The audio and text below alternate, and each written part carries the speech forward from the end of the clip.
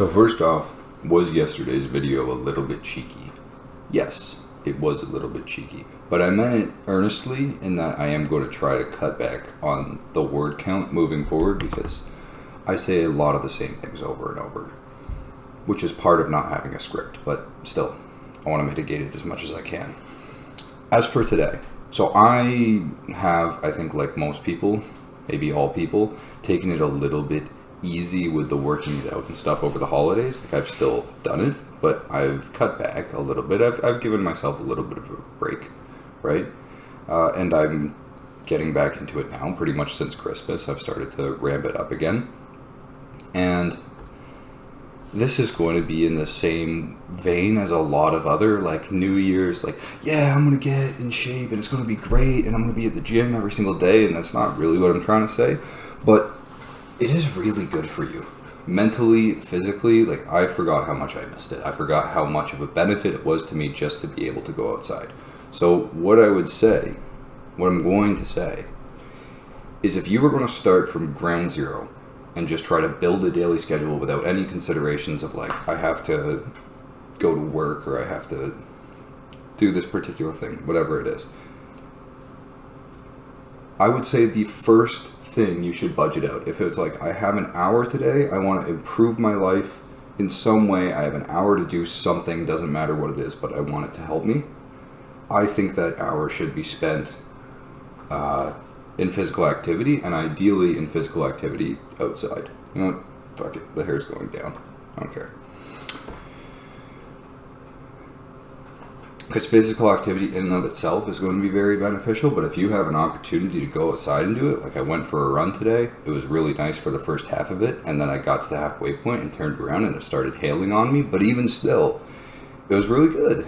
It was great. It was a lot better than, I think, you know, sitting back in this room and curling dumbbells, at least for my mental health, if not my physical. So that's the thought for today, is if you have 5 minutes, literally, this is the thing, it doesn't take a lot to go a long way. You can literally work out for 5 minutes 4 times a week and you're miles ahead as if you do literally nothing all days of the week. Like if you just do freaking 15 push-ups a day or something, you go for a walk, it'll do great things for your mental and physical health.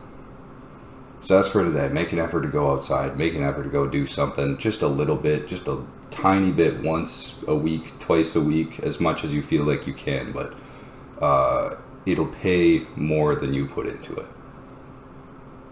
Pretty good investment advice, I would say. Another point I just wanted to touch on really quickly, I think everybody gets the first part of this. You see people on Instagram or other places, I don't know, I don't go on any of them, but I assume you see people on Instagram or whatnot that are like, I woke up at 3 a.m. this morning and I ran a marathon and then I ate like a nutritionally optimized breakfast in order to bring my macros in line, and then I did 30 minutes of meditation, like whatever, right? And people are like, okay. And then usually people trying to show off like that on the internet are also trying to show, wow, look how successful I am and I'm very wealthy, or I do these things really well.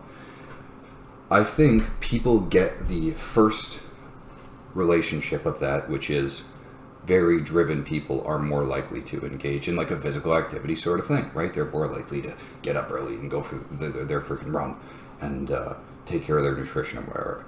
I think people get that. It's no surprise.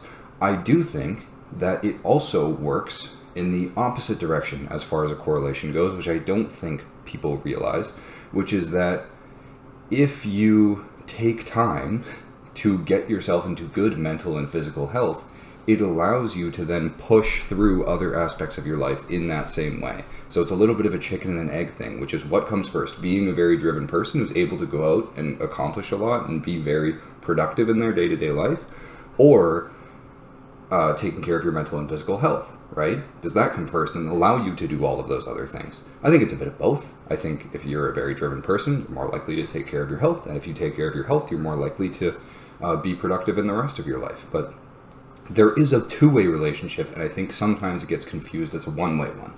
So I just wanted to interject that very quickly.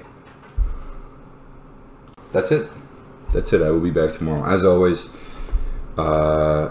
if you see this and you want me to talk about something, or you have a question, or you want to argue with me, it's an open discussion.